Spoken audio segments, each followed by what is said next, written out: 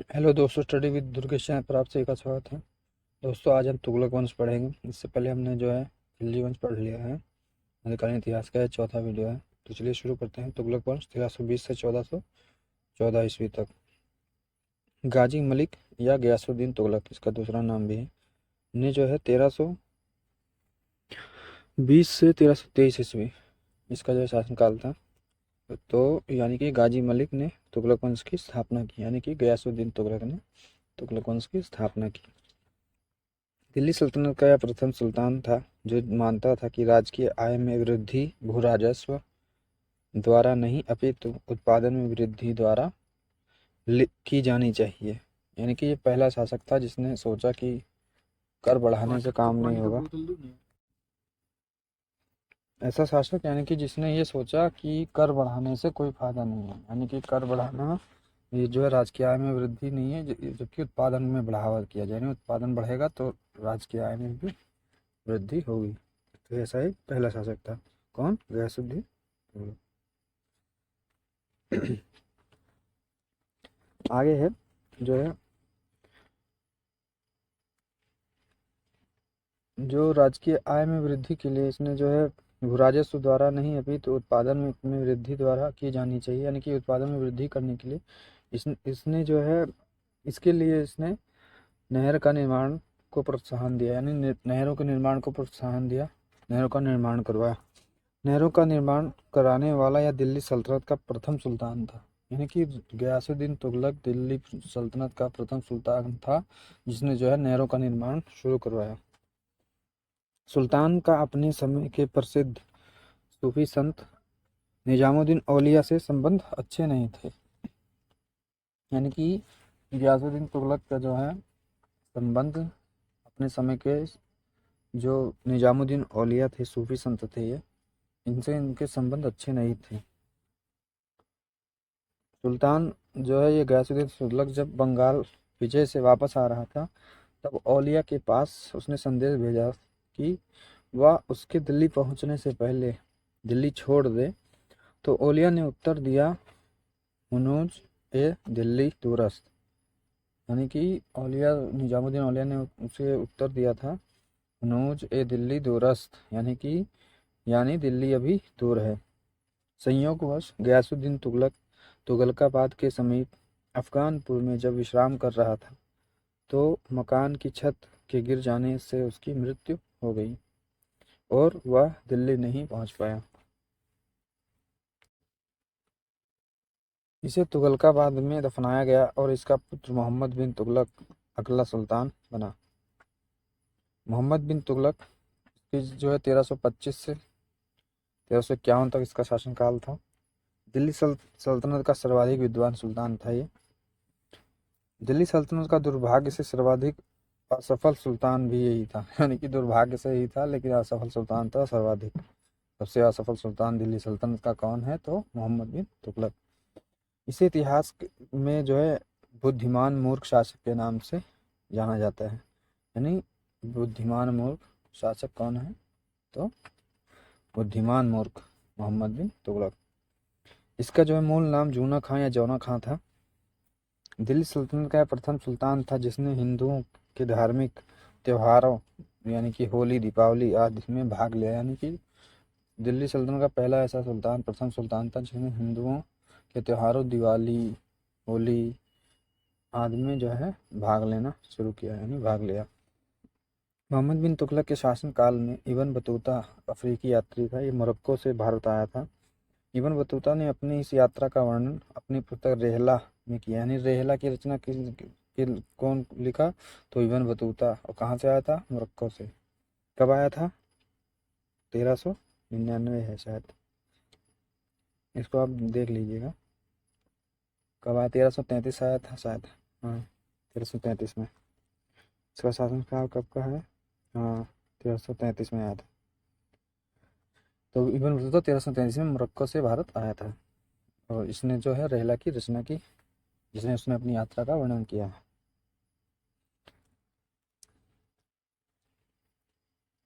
रेहला में किया था इसने अपनी यात्रा का वर्णन। मोहम्मद बिन तुगलक ने इसे चीन का राजदूत बनाकर भेजा। यानी कि इसको जो है चीन भेजा था अपना राजदूत बनाकर। जो है किसको भेजा था, तो इब्न बतूता को। इसे दिल्ली का काजी यानी न्यायाधीश भी नियुक्त किया गया था। यानी कि इब्न बतूता को दिल्ली का काजी नियुक्त किया गया था, न्यायाधीश भी नियुक्त किया था। किसने नियुक्त किया था? मोहम्मद बिन तुगलक ने। बरनी के अनुसार मोहम्मद बिन तुगलक ने 5 परियोजनाएं शुरू की। ये परियोजनाएं निम्न है। पहली है राजधानी परिवर्तन, दूसरी सांकेतिक मुद्रा का प्रचलन, और तीसरी है खुरासान अभियान, चौथा है कराचिल अभियान, पांचवा दोआब में कर की वृद्धि। राजधानी परिवर्तन, आइए इसको देखते हैं। मोहम्मद बिन तुगलक ने देवगिरी दौलत से जो है दौलताबाद नाम बदला, यानी देवगिरी का दौलताबाद नाम बदला, और दिल्ली से अपनी दौलताबाद जो है राजधानी को दिल्ली से दौलताबाद से स्थानांतरित किया। विद्रोह के कारण शीघ्र ही दक्षिणी क्षेत्र सल्तनत से बाहर हो गए और देवगिरी को राजधानी बनाए जाने का औचित्य समाप्त हो गया। 1335 ईस्वी में दिल्ली को पुनः राजधानी बनाया गया। फिर सांकेतिक मुद्रा का प्रचलन। MBT यानी मोहम्मद बिन तुगलक ने 1330 से 1332 ईस्वी में प्रतीक या सांकेतिक मुद्रा का प्रचलन किया। इसके पहले चीन के कुबलई खां और ईरान के गैखात्र खां ने सांकेतिक मुद्रा का प्रचलन किया था। यानी कहीं पूछ ले कि मोहम्मद बिन तुगलक के पहले किसने जो है सांकेतिक मुद्रा का प्रचलन किया था, तो इसको जो है चीन के कुबलई खां और ईरान के गैखात्र खां ने सांकेतिक मुद्रा का प्रचलन किया था। MBT यानी मोहम्मद बिन तुगलक ने चांदी की कमी के कारण तांबे एवं कांसे के सिक्के चलाए। इन सिक्कों का मूल्य चांदी के बराबर घोषित कर दिया। इसकी यह योजना असफल हो गई क्योंकि बाजार में नकली सिक्कों की भरमार हो गई, जिसके कारण मुद्रास्फीति की स्थिति उत्पन्न हो गई। ग्रेशम का नियम कहता है कि बुरी मुद्रा अच्छी मुद्रा को जल्द ही चलन से बाहर कर देती है। यानी यहाँ पे एक आर्थिक वो है ग्रेशम, जिनका जो है ग्रेशम का नियम कहता है कि बुरी मुद्रा जो है अच्छी मुद्रा को जल्द ही चलन से बाहर कर देती है। फिर है खुरासान अभियान।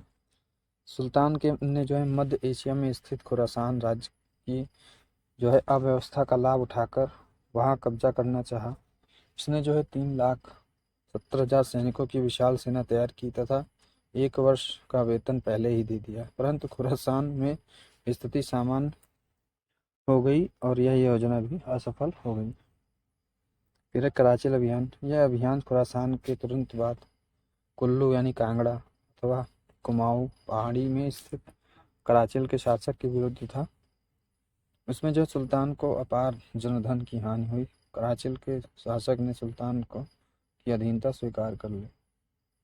दोआब में कर वृद्धि। राजस्व प्राप्ति के लिए दोआब क्षेत्र में कर बढ़ा दिया गया। दुर्भाग्य से इसी वर्ष इस क्षेत्र में भी अकाल पड़ गया। राजस्व वसूलने के लिए सख्ती बरती गई। इतिहास में संभवतः यह पहली बार हुआ था जब किसानों ने खेती बंद कर दी थी। इस प्रकार सुल्तान की यह योजना भी असफल रही। दिल्ली सल्तनत के इतिहास में सबसे अधिक यानी 34 विद्रोह इसी के काल में हुए थे। इन्हीं विद्रोहों में एक विद्रोह था 1336 ईस्वी में हुआ, एक प्रसिद्ध विद्रोह हुआ। इसमें जो है हरिहर और बुक्का नामक 2 भाइयों ने विजयनगर राज्य की स्थापना की थी। 1347 ईस्वी में अलाउद्दीन हसन बहमन शाह उर्फ हसन गंगू ने बहमनी साम्राज्य की स्थापना की। मोहम्मद बिन तुगलक ने जैन विद्वान राजशेखर को संरक्षण दिया था। मोहम्मद बिन तुगलक ने जैन विद्वान राजशेखर को जो है संरक्षण दिया था। मोहम्मद बिन तुगलक ने कृषि भूमि के जो है आकलन के लिए एक रजिस्टर तैयार करवाया था। अकाल पीड़ितों के लिए अकाल संहिता तैयार करवाया था। फिर इसके काल में जो है कुल 24 प्रकार के कर लगाए गए। इसने जो है कृषि के लिए एक अलग विभाग दीवान कोही की स्थापना की। अंततः 1351 ईस्वी में सिंध के विद्रोह को दबाते हुए या उसी समय सुल्तान की मृत्यु हो गई, यानी मोहम्मद बिन तुगलक तुगलक की मृत्यु हो गई। और उसी मृत्यु पर जियाउद्दीन बरनी या अब्दुल कादिर बदायूनी ने लिखा कि सुल्तान को अपनी प्रजा और प्रजा को सुल्तान से मुक्ति मिल गई। तो ये रहा भाई मोहम्मद तुगलक। इसमें आज हमने तुगलक वंश में मोहम्मद बिन तुगलक और जो है गयासुद्दीन तुगलक को पढ़ा। इसके बाद हम अगला वीडियो जो लाएंगे वही तुगलक वंश पे ही रहेगा कि इसके आगे के शासकों का। तो वीडियो कैसा लगा, वीडियो को लाइक करें, चैनल को सब्सक्राइब करें, कमेंट करें, शेयर करें। जय हिंद, जय भारत, धन्यवाद।